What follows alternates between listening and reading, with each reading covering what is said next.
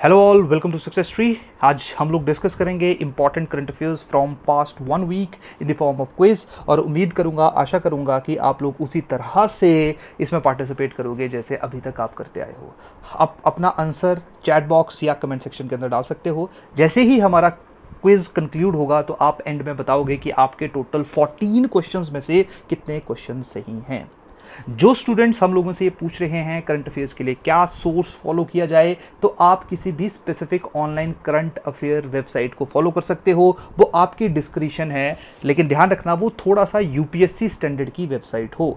दूसरी चीज़, आप लोग किसी स्पेसिफिक न्यूज़पेपर को फॉलो कर सकते हो, या इंडियन एक्सप्रेस पढ़िए या दी हिंदू पढ़िए। मैं पर्सनली अभी आप लोगों को इंडियन एक्सप्रेस सजेस्ट कर रहा हूं, क्योंकि वो करंट अफेयर्स नॉलेज आपका बहुत ज़्यादा स्ट्रेंथन कर देती है और आप लोगों को चीज़ों का रियलिटी में आइडिया लगना शुरू हो जाता है। तो पर्सनली मेरी रिकमेंडेशन है आप लोग न्यूज़पेपर पढ़िए, उससे छोटे छोटे नोट्स बनाइए, शॉर्ट नोट्स बनाइए और उनको रिवाइज करिए। जैसे ही हमारा क्विज वीकली बेसिस के ऊपर होगा, वहाँ से अपनी प्रिपरेशन को एसेस करिए।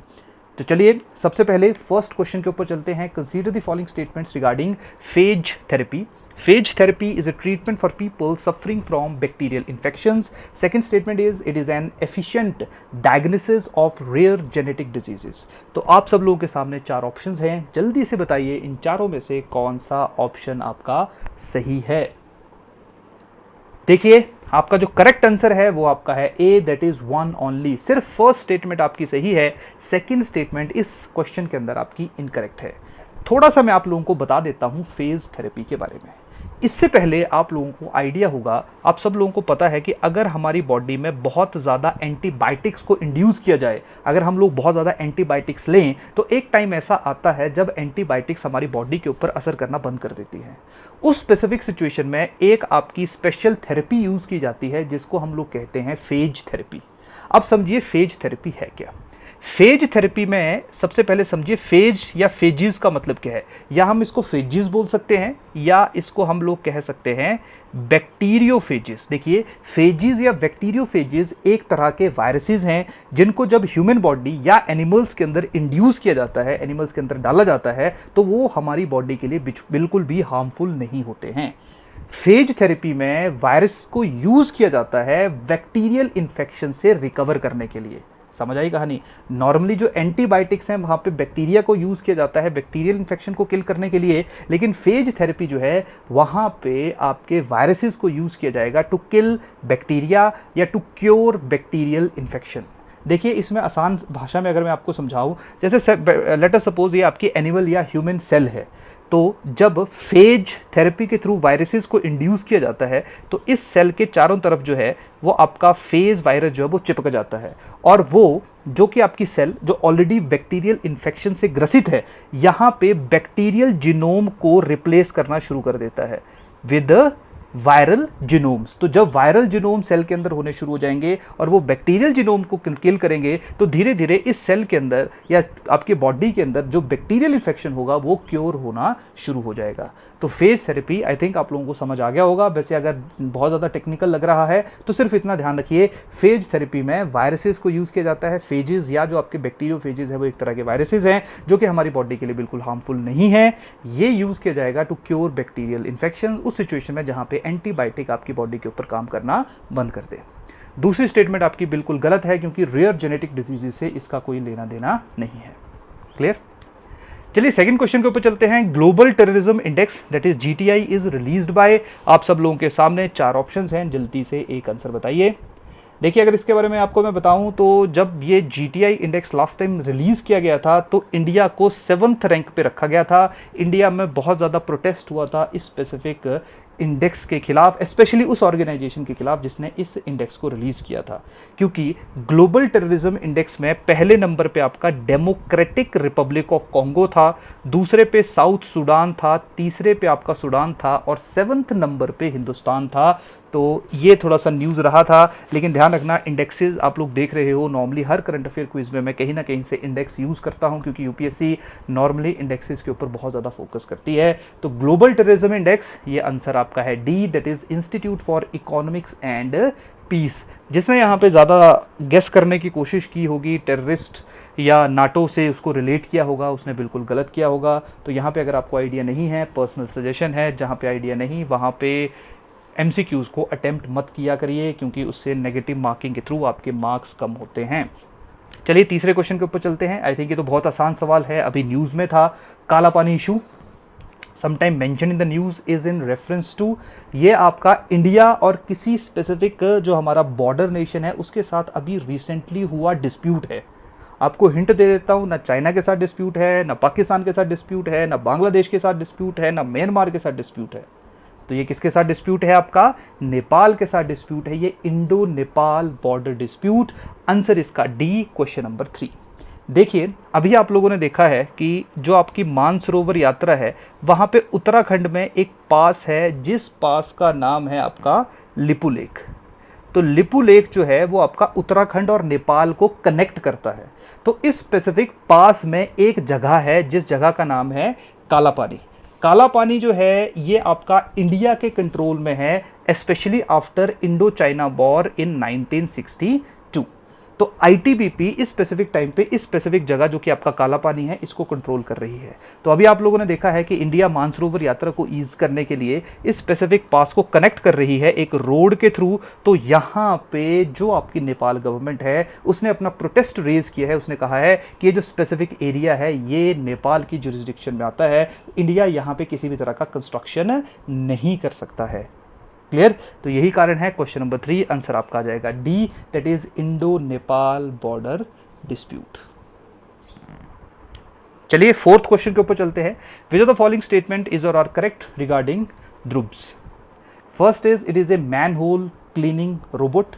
Second is it is an automated contactless UVC sanitization cabinet. तो जल्दी से आप लोग इसके बारे में बताइए। जिन लोगों को आंसर इसका पता है वो ध्रुव्स का फुल फॉर्म जो है वो चैट बॉक्स या कमेंट सेक्शन के अंदर लिखेंगे, और जिनको फुल फॉर्म भी इसका पता है वो जल्दी से बताएंगे ये ध्रुव्स जो है ये किस ऑर्गेनाइजेशन के द्वारा डेवलप किया गया है। क्या इसरो के द्वारा डेवलप किया गया है, डीआरडीओ के द्वारा डेवलप किया गया है, इन्फोसिस के द्वारा डेवलप किया गया है, या विप्रो के द्वारा डेवलप किया गया है? आप जल्दी से कमेंट सेक्शन के अंदर डालिए, बाकी लोग इसका आंसर बताइए। शाबाश। देखिए इसका जो आपका आंसर है वो आपका है B, that is true only. ये आपका जो है वो एक ऐसा सैनिटाइजेशन कैबिनेट है जिसको यूज़ किया जाएगा आपके फ़ोन, करेंसी, पेपर को सैनिटाइज करने के लिए। और आई थिंक आप सब लोगों को पता है इस स्पेसिफिक टाइम पे हर एक चीज़ को सैनिटाइज करने की क्यों आवश्यकता पड़ रही है। जो ध्रुव्स है इसकी फुल फॉर्म है defence research ultraviolet sanitiser, UV sanitiser है। और इस स्पेसिफिक सैनिटाइजर या इस स्पेसिफिक सैनिटाइजर कैबिनेट को जो डेवलप किया है वो डेवलप किया है आपका डीआरडीओ के द्वारा। डीआरडीओ का भी एक आपका रिसर्च सेंटर है, और ये जो आपका रिसर्च सेंटर इमारत है ये आपकी हैदराबाद के अंदर है। ये आपकी लैब है डीआरडीओ की जहाँ पे आपका ध्रुव्स को डेवलप किया गया। क्लियर? तो आपका fourth question answer is B. Fifth question के ऊपर चलते हैं। Which of the following statement is correct regarding botnet? तो जल्दी से बताइए शाबाश, बॉटनेट का मतलब क्या है? तो 4 ऑप्शन आप सब लोगों के सामने हैं, जल्दी से इन चारों में से आंसर बताइए कि बॉटनेट जो है वो उसके लिए कौन सी स्टेटमेंट आपकी सेटिस्फाई करती है। देखिए इसका आपका आंसर है बी। बेसिकली बॉटनेट का मतलब है रोबोट प्लस नेटवर्क। बॉटनेट जो है ये आपका वो सॉफ्टवेयर है जो आपके कंप्यूटर से इंफॉर्मेशंस को शेयर कर देता है विदाउट ऑनर नॉलेज।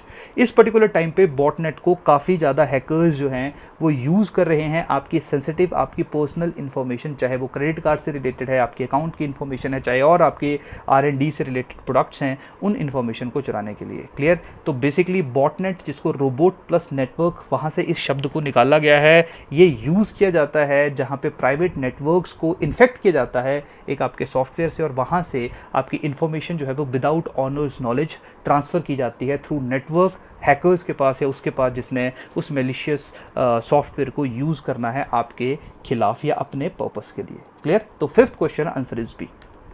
सिक्स्थ के ऊपर आ जाइए। Consider the following statements regarding N4G summit. ये अभी आपका जापान में होना था। क्लियर? तो आपके 4 ऑप्शंस आप लोगों के पास हैं। 2 स्टेटमेंट है। It is associated with climate change movement. Second is first N4G summit was held in 2015। तो जल्दी से बताइए। इस साल 2020 में जापान में होना था लेकिन अभी हुआ नहीं। आप सब लोगों को पता है कि क्या सिचुएशन है इस टाइम पे, बताने की आवश्यकता नहीं है। तो 2 स्टेटमेंट आपके सामने है, जल्दी से आंसर बताइए, शाबाश। इसका आंसर आपका है डी। दोनों की दोनों स्टेटमेंट जो है वो आपकी बिल्कुल गलत है। यहाँ पे अगर आपको N4 का मतलब पता है तो यहाँ से आप लोगों को आइडिया लग जाएगा कि ये सबमिट किसके लिए है। N4G का मतलब यहाँ पे है न्यूट्रिशन फॉर ग्रोथ। N4G का मतलब है न्यूट्रिशन फॉर ग्रोथ। बेसिकली इस समिट का मेन ऑब्जेक्टिव है to tackle the global challenge of malnutrition. जो आपके कुपोषण के चैलेंज हैं, जो आप लोगों ने देखा है हमारे देश के अंदर काफ़ी ज़्यादा मात्रा में, या स्पेशली साउथ एशियन या अफ्रीकन कंट्रीज़ में काफ़ी ज़्यादा मात्रा में पाए जाते हैं, उनसे लड़ने के लिए ये स्पेसिफिक समिट जो है वो आपका ऑर्गेनाइज किया जाता है। इस साल भी इसने जापान में होना था। दूसरी चीज़ क्या है, पहली बार तो पहला तो आपका गलत हो गया, क्लाइमेट चेंज के साथ इसका कोई लेना देना नहीं है। ये बेसिकली न्यूट्रिशन या जो माल न्यूट्रिशन की प्रॉब्लम है उसको एड्रेस करने के लिए आपका समिट जो है वो आपका ऑर्गेनाइज करवाया जाता है। पहला समिट जो है बहुत ज़्यादा फैक्चुअल इन्फॉर्मेशन है। फर्स्ट समिट आपका 2012 में ऑर्गेनाइज किया गया था। तो दूसरी स्टेटमेंट भी आपकी गलत है। यही कारण है क्वेश्चन नंबर 6 आंसर आपका है डी। चलिए क्वेश्चन नंबर 7 के ऊपर आ जाइए। Champions portal has been launched by, तो आप लोगों के सामने 4 ऑप्शंस हैं, जल्दी से बताएंगे। जिन लोगों को पता है कि चैंपियन पोर्टल किसके द्वारा लॉन्च किया गया है वो चैंपियन की फुल फॉर्म जो है वो शेयर करेंगे। देखिए, जो आपका चैंपियन पोर्टल है इसको लॉन्च किया गया है आपके जो स्मॉलर यूनिट्स हैं, जो आपके MSMEs हैं, उनकी ग्रीवियंसेस, उनको सपोर्ट करने के लिए, उनको हेल्प करने के लिए, ताकि वो बड़े लेवल के ऊपर जाके परफॉर्म कर सकें। जैसे अभी आप लोगों ने देखा है कि सरकार का इनिशिएटिव है आत्मनिर्भर बनने का, तो उसमें उनकी जो डिपेंडेंसी है वो MSMEs के ऊपर बहुत ज़्यादा है। यही कारण है कि जब आत्मनिर्भर कैंपेन के बारे में लोगों को बताया गया तो सबसे पहले MSMEs को ही टारगेट किया गया, क्योंकि MSMEs ही हमारे देश में मैक्सिमम प्रोडक्ट्स को सप्लाई करती है। और सबसे बड़ी बात है, ये बहुत बड़ा सोर्स है एम्प्लॉयमेंट का हमारे देश के अंदर। और इस स्पेसिफिक त्रासदी के अंदर, इस स्पेसिफिक पैंडमिक जो चल रहा है, यहाँ पे जो सबसे ज़्यादा इंपैक्ट पड़ेगा वो एग्रीकल्चर और MSMEs को ही पड़ेगा। यही कारण है कि चैंपियंस पोर्टल जो है इसको लॉन्च किया गया है। आपका answer D, that is ministry of MSME, micro small and medium enterprises. अगर मैं चैंपियन की फुल फॉर्म बताऊंगा तो चैंपियन की फुल फॉर्म है creation and harmonious application of modern processes for increasing the output and national strength. Clear? Creation and harmonious application of modern processes for increasing the output and national strength. चलिए next question के ऊपर चलते हैं। Question number 8, जो कि हर साल एक award दिया जाता है। Which of the following statements are correct regarding Gandhi peace prize. अभी थोड़े इसको डिले कर दिया गया अगेन कोविड के कारण, नहीं तो अप्रैल में जो है वो नॉर्मली इसको डिक्लेयर किया जाना था। तो आपका पहला ऑप्शन है, it was instituted in the year 1995 on the occasion of the 125th birth anniversary of Mahatma Gandhi. Second is the award prize carries a cash prize of ₹1 crore. Second is the prize is not awarded posthumously, मरणोपरांत, मरने के बाद इस award को नहीं दिया जाता है। 3 ऑप्शन आपके सामने है, जल्दी से अपना आंसर जो है वो टिक करिए, शाबाश, जल्दी से अपना आंसर टिक करिए। मैंने आप लोगों को बता दिया है कि गांधी पीस प्राइज जो है वो नॉर्मली हर साल दिया जाता है। और सबसे बड़ी बात है, गांधी पीस प्राइज किसी भी देश के नागरिक को जो है वो भारतीय सरकार, गवर्नमेंट ऑफ इंडिया के द्वारा दिया जाता है। सबसे पहले इस अवार्ड को 1995 में भी शुरुआत किया गया था इसके देने का। बेसिकली ये जो तीनों की तीनों स्टेटमेंट्स आप लोगों के सामने हैं, ये तीनों की तीनों स्टेटमेंट जो वो आपकी बिल्कुल करेक्ट है। डी आपका इसका आंसर है हमारे क्वेश्चन नंबर 8 का। लास्ट टाइम ये दिया गया था जापान के योही शशाकावा को गांधी पीस प्राइज अवार्ड किया गया था। 2018 के लिए दिया गया था, अनाउंस 2018 के लिए किया गया था, 2019 में इनको अवार्ड दिया गया। इस साल 2019 के लिए दिया जाएगा, उसको 2020 में दिया जाएगा। बेसिकली योही शशाकावा जो कि आपके जापान के हैं, इन्होंने लेप्रोसी इरेडिकेशन में बहुत ज़्यादा काम किया था, जिसके लिए भारतीय सरकार ने इनको इस अवार्ड से नवाजा था। तो तीनों की तीनों स्टेटमेंट सही हैं। Question 8 answer is D. Question 9 के ऊपर आ जाइए। Consider the following statements.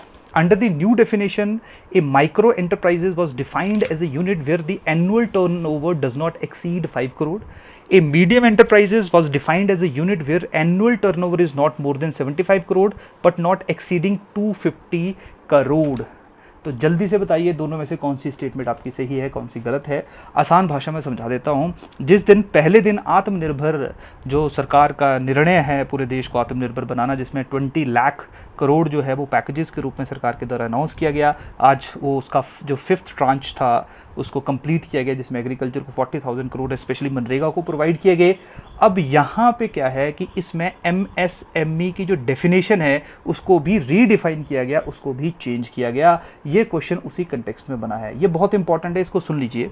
आप सब लोगों को पता होना चाहिए ये हमारी जो MSMEs है, माइक्रो, स्मॉल और मीडियम।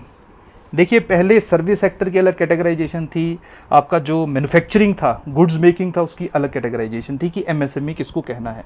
टर्नओवर के ऊपर पहले कभी टर्नओवर के ऊपर ये डिक्लेयर करते थे, कभी इन्वेस्टमेंट के ऊपर डिक्लेयर करते थे। अभी इन लोगों ने एक सिंपल सी डेफिनेशन इसको दे दी है। अब ढंग से सुनना, माइक्रो एंटरप्राइजेज, माइक्रो कंपनी किसको कहा जाएगा?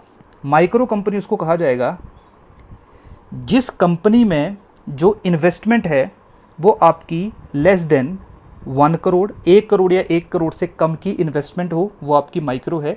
या उस कंपनी का जो टर्नओवर है वो 5 करोड़ या 5 करोड़ से कम हो। 1 करोड़ इन्वेस्टमेंट, 5 करोड़ का टर्नओवर, ये आपकी माइक्रो है। क्लियर? ये लिमिट है 5 करोड़ या 5 करोड़ से कम। स्मॉल की अगर बात की जाए तो स्मॉल में अगर इन्वेस्टमेंट जो है वो आपकी 10 करोड़ की हो सकती है, या मैक्सिमम 10 करोड़ इन्वेस्टमेंट की लिमिट है, जहां पे कंपनी को स्मॉल एंटरप्राइजेस कहा जाएगा। और जो टर्नओवर की लिमिट है वो आपकी है 50 करोड़ की। उसी तरह से जो मीडियम कहा जाएगा वहां पे इन्वेस्टमेंट की लिमिट है 20 करोड़ की, और जो टर्नओवर है वो आपकी लिमिट है 100 करोड़ की। तो ये जो सेकंड स्टेटमेंट है, या सेकंड स्टेटमेंट है, बिल्कुल इनकरेक्ट है। पहली स्टेटमेंट देखिए बिल्कुल सही है, माइक्रोस को कहा जाएगा जहां पे टर्नओवर जो है वो लेस देन 5 करोड़ होगा। तो अब इन्वेस्टमेंट के थ्रू भी इसको डिफाइन किया जा सकता है या टर्नओवर के थ्रू भी डिफाइन किया जा सकता है। अब मैन्युफैक्चरिंग और सर्विस के बीच में जो डिफरेंस हुआ करता था उसको सरकार ने खत्म कर दिया है। ये बहुत इंपॉर्टेंट है, एग्जाम में बहुत ज़्यादा पूछने की संभावना है इस तरह के सवालों की। आंसर आपका है ए, दैट इज 1 ओनली। चलिए नेक्स्ट के ऊपर आइए। काफ़ी न्यूज़ में रह रही है आपकी NDM में, नेशनल डिज़ास्टर मैनेजमेंट अथॉरिटी। तो जल्दी से बताइए शाबाश, जो NDMA है इसके चेयरमैन कौन है, इसको कौन हेड करता है? और जल्दी से जिन लोगों को आइडिया है इसके बारे में वो ये बताएंगे कि जो NDMA है वो कौन से एक्ट के थ्रू उसकी फॉर्मेशन हुई है। आंसर इसका है सी, दैट इज़ प्राइम मिनिस्टर। देखिए जिस तरह से आपकी जो नेशनल डिज़ास्टर मैनेजमेंट अथॉरिटी होती है उसी तरह से आपकी स्टेट डिज़ास्टर मैनेजमेंट अथॉरिटी भी होती है। स्टेट डिज़ास्टर मैनेजमेंट अथॉरिटी का जो चेयरमैन होता है या जो हेड होता है वो होता है चीफ मिनिस्टर। जो CM रहेगा उस स्पेसिफिक स्टेट का वो SDMA का हेड होगा। जो NDMA है, नेशनल डिजास्टर मैनेजमेंट अथॉरिटी, उसका जो हेड होगा वो आपका कौन रहेगा? Prime minister. 11th के ऊपर आ जाइए। शेखातकर कमेटी इज कॉन्स्टिट्यूटेड टू। तो 4 ऑप्शन आपके सामने हैं, अभी न्यूज़ में थी ये स्पेसिफिक कमेटी। जल्दी से आंसर बताइए, फिर मैं आपको बताता हूँ शेखातकर कमेटी का थोड़ा सा कैसे करंट अफेयर में ये आपकी कमेटी आई थी, अभी क्यों ये सवाल को डाला गया। इसका आंसर आपका है D, that is reforms in defence. Basically क्या है कि अभी जो आपके डिफेंस मिनिस्टर हैं राजनाथ सिंह, उन्होंने डिसाइड किया है कि जो आपके मिलिट्री इंजीनियरिंग सर्विसेज हैं उनके अंदर 9,304 पोस्ट जो थी उनको एबॉलिश कर दिया गया है, उनको ख़त्म कर दिया गया है। और इन पोस्ट की एबॉलिशमेंट की जो रिकमेंडेशन दी गई थी वो दी गई थी शेखातकर कमेटी के द्वारा। ठीक क्लियर? तो शेखातकर कमेटी इसलिए न्यूज़ में आई थी। शेखातकर कमेटी को बनाया गया था ताकि इंडियन आर्म्ड फोर्सेस की जो कॉम्बैट, जो लड़ने की कैपेबिलिटीज़ हैं, लड़ाई की जो कैपेबिलिटीज़ हैं, उनको एनहांस किया जाए, उनको इंक्रीज़ किया जाए। उन्हीं में ही ये एक रिकमेंडेशन भी थी। तो question 11th answer is D. Question 12th के ऊपर चलते हैं। Ruhdaar recently is in news is A. Ruhdaar अभी बनाया है आपकी 2-3 ऑर्गेनाइजेशंस ने। रूहदार जो है वो IIT बॉम्बे, NIT श्रीनगर और Islamic University of Science and Technology Pulwama, इन तीनों के द्वारा बनाया हुआ एक इंस्ट्रूमेंट है, और ये है आपका मैकेनिकल वेंटिलेटर। तो रूहदार क्या है? आपका वेंटिलेटर। अगेन आप लोगों को पता है इस स्पेसिफिक टाइम पे हम लोगों को वेंटिलेटर की क्या आवश्यकता है, वेंटिलेटर की क्या ज़रूरत है। चलिए question number 13, which of the following statement is और आर पार्ट ऑफ आत्मनिर्भर भारत अभियान। तो आप सब लोगों के सामने दो ऑप्शंस हैं। सबसे पहला आपका है waiver of corporate tax in 2020-21 fiscal year. जो कॉर्पोरेट टैक्स है उसको डिक्लेयर किया है क्या इस स्पेसिफिक अभियान के अंदर जो अभी 4-5 दिनों में आपकी फाइनेंस मिनिस्टर के द्वारा स्टेटमेंट दी गई हैं। दूसरा है global tenders of government below ₹200 crore disallowed. Global tenders का मतलब है जहाँ पे कोई भी कंपनी किसी भी बाहरी कंपनी से कितनी भी क्वांटिटी में सामान जो है वो उठा सकती है। तो देखिए इसमें पहली स्टेटमेंट तो बिल्कुल गलत है, क्योंकि जो आपका कॉर्पोरेट टैक्स है अगर इसको खत्म कर दिया तो सरकार की इनकम बिल्कुल खत्म हो जाएगी। वैसे भी कॉर्पोरेट टैक्स के बारे में सरकार ने किसी तरह का कोई स्टेटमेंट नहीं दिया है। और दूसरी बिल्कुल सही है, 200 करोड़ से नीचे के जो ग्लोबल टेंडर्स होंगे, क्वांटिटी या क्वालिटी अगर आपने बाहर से सप्लाई करनी है, खरीदनी है, उसको सरकार ने डिसअलाउ कर दिया है, खत्म कर दिया है। अब 200 करोड़ से ऊपर के ही ग्लोबल टेंडर जो है वो इशू किए जा सकते हैं। तो सेकेंड स्टेटमेंट आपकी बिल्कुल करेक्ट है, आंसर आपका है B, that is true only. चलिए लास्ट क्वेश्चन आपका आ गया, that is your world press freedom day is observed on. अभी मई के महीने में इस दिन को ऑब्जर्व किया गया था। जल्दी से इसका आंसर बताइए, बहुत आसान सवाल है। इसका आंसर आपका है ए, दैट इज़ योर 3 मई। क्लियर? तो ये था हमारा, इसी के साथ जो है वो हमारा आज का करंट अफेयर्स का क्विज़ को हम लोग कंक्लूड करते हैं। नेक्स्ट वीक फिर से मिलेंगे नए सवालों के साथ, और मैं उम्मीद करूंगा, आशा करूंगा कि आप लोग अगली बार और बेटर परफॉर्म करोगे। थैंक यू, धन्यवाद।